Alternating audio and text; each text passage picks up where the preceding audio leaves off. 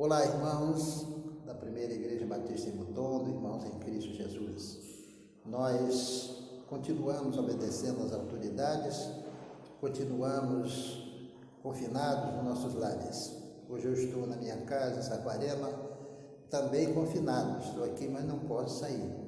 Entrei dentro do carro da minha filha, do meu genro, e viemos direto, porque a gente não pode realmente ter contato com ninguém.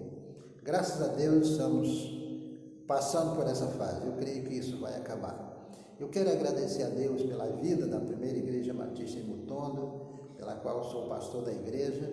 Quero agradecer pela vida da nossa diretoria, os diáconos, os pastores, colegas que estão conosco, o pastor Vanderlei, o pastor Albertino. Agradecer pela vida dos ministros, a irmã Juliana, o nosso irmão Carlos Rossi, e eu quero agradecer pela vida de toda a igreja, toda a diretoria. Deus continue abençoando essa igreja que nesse tempo de dificuldade esses irmãos estão trabalhando, estão se dedicando, estão orando a Deus junto com o pastor. Nós agradecemos muito por isso. Mas nós gostaríamos de ler o texto da palavra de Deus para continuarmos trazendo da palavra de Deus uma reflexão, uma palavra para todos os irmãos.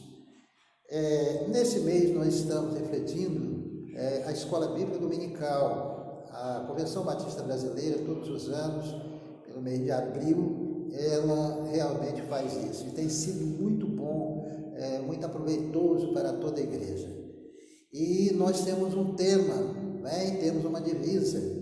A nossa divisa está em Atos capítulo 5, versículo 42, que diz assim: E todos os dias no templo e de casa em casa não cessavam de ensinar e de anunciar Jesus, o Cristo. Irmãos, nós, refletindo sobre o livro de Atos dos Apóstolos, todas as vezes que eu leio o livro de Atos dos Apóstolos, qualquer texto, me faz lembrar um pouco da história desse livro. E voltando um pouquinho sobre a história, nós sabemos que o livro, na verdade, a gente tem a informação que foi escrito pelo Dr. Lucas, que escreveu o seu livro, o Terceiro Evangelho, e também Atos dos Apóstolos. A sua primeira publicação foi no ano 63 depois de Cristo, e ali ele narra a história realmente dos apóstolos. Na verdade, a história da igreja, porque os apóstolos naquele tempo representavam a igreja, na verdade. E alguns críticos chegam a dizer que poderia ser outro, coisa assim. Mas voltando ainda e citando a história, é bom lembrar que o grande Eusébio, um dos pais da igreja, por volta do ano 325, depois de Cristo, ele tem uma obra fantástica, escrita, História Eclesiástica.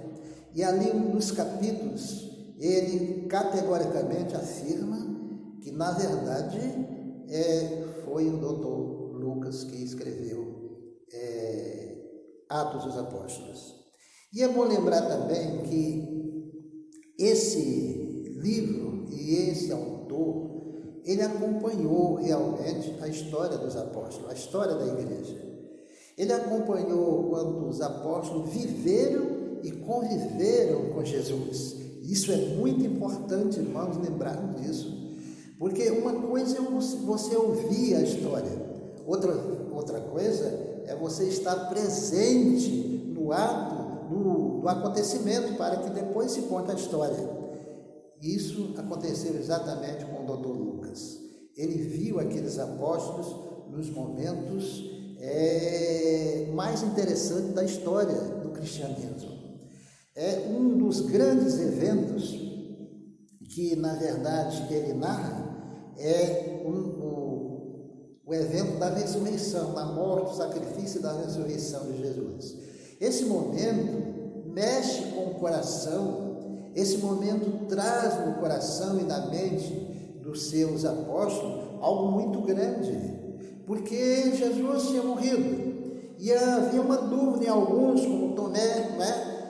Dúvidas. O homem é assim, o homem é frágil, eu também sou, outros, eu creio, pastores, a gente passa por dificuldade de dúvida, isso é verdade, e passaram por essas dúvidas, mas aí veio a grande notícia: o Mestre ressuscitou, o Mestre está vivo, e aquilo trouxe realmente uma firmeza muito grande, uma confirmação da pessoa de Cristo, o Mestre, o Messias que nós servimos.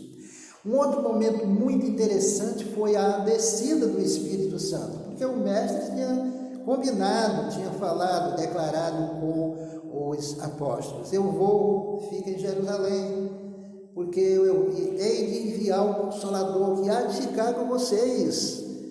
E, meus queridos, em Atos capítulo 2, de 1 a 47, a gente lê, a gente enche o coração. É grande esse momento, quando os apóstolos vão se encher de novo, e agora do Espírito Santo de Deus, para que então continuasse a pregar, porque o Mestre não estaria mais com eles. Agora a responsabilidade estava com eles, os apóstolos, aqueles que viram ocularmente o Mestre, viveram e conviveram com ele. Esses são verdadeiros apóstolos. É interessante também, queridos, caminhando mais um pouquinho, saindo aqui da descida do Espírito Santo, já no capítulo 3, quando nós vamos observar que ali já houve uma comunhão total, porque a cabeça deles estava cheia de grandes fatos, de grandes verdades, né? E ali no capítulo 3 nós vamos começar vendo as curas, né? Cura do aleijado, que é todo o templo, e nós vamos ver aquele movimento crescendo de uma forma grandiosa, e as pessoas estavam acreditando pela pregação, pela firmeza, pelaquilo que muita gente nunca tinha ouvido naquele tempo, mas eles estavam ali pregando a palavra de Deus, estavam formando multidões, porque eram os apóstolos de Jesus, viveram e conviveram com Jesus. Já no capítulo 4 nós encontramos a dificuldade, quando eles tiveram a experiência, né, ruim com as autoridades, quando as autoridades começaram a persegui-los, as autoridades começaram a chamá-los, a prendê-los, a açoitá-los e dizendo: olha, não fale desse nome, nós não queremos que fale de Jesus, é proibido falar de Jesus. Mas quando chegamos no capítulo 5, que é o texto onde encontramos a divisa da nossa convenção, nós vemos que os discípulos estavam encarando de frente, estavam encarando para valer, estavam encarando de uma forma gloriosa. E aí que nós vemos, quando chegamos na divisa, que diz que todos os dias no templo e de casa em casa não cessavam de ensinar e de anunciar Jesus, o Cristo vivo. Ele já viu apanhado, ele já viu. Eu acho que eu, como homem, acho que eu teria ido para casa, como estou agora, ou outros irmãos, é muito difícil, mas eles estiveram com Jesus, face a face, cara a cara, momento após momento. Ele vira os milagres, ele vira expulsar demônios, ele vira o Mestre ressuscitar, ele vira a descida do Espírito Santo, eles viram que o Mestre estava acompanhando eles como seres humanos, como homens falhos, e eles ali estavam cheios do Espírito Santo, disseram: nós não podemos parar com esta obra, nós não podemos parar diante dos obstáculos, não podemos parar diante de todas essas coisas que os homens criam. Jesus tinha colocado no coração deles uma coisa chamada coragem. Nesse instante é bom que a igreja se volte para o estudo da palavra de Deus, para os ensinos da palavra de Deus, porque o que nos dá coragem para pregar, irmãos, o que nos dá vontade de viver, e aí não tem depressão, não tem dores, não tem coronavírus, não tem nada, a igreja tem que continuar pregando a sua palavra. E é por isso que a confissão nossa, muito sábia, escolhendo esse texto para esse tempo, traz uma grande revelação de que a igreja está viva, o Senhor está vivo, nós estamos vivos, e precisamos continuar pregando e ensinando as coisas do reino de Deus. Que Deus abençoe todos nós, que Deus abençoe a igreja, que Deus abençoe todos aqueles pastores que amam e que pregam a palavra de Deus, que Deus abençoe os missionários, que Deus abençoe as famílias da igreja, a família dos cristãos. E eu quero orar com você, encerrando essa pequena reflexão e dizendo que Deus abençoe você. Senhor, nosso Deus, nosso Pai, em nome de Jesus, nós queremos te agradecer pela vida da igreja nos dias de hoje, pelo calor espiritual que o Espírito Santo continua nos dando, pela vontade, a coragem de pregar a tua palavra, pela firmeza, ó Deus, pela fidelidade dos teus servos.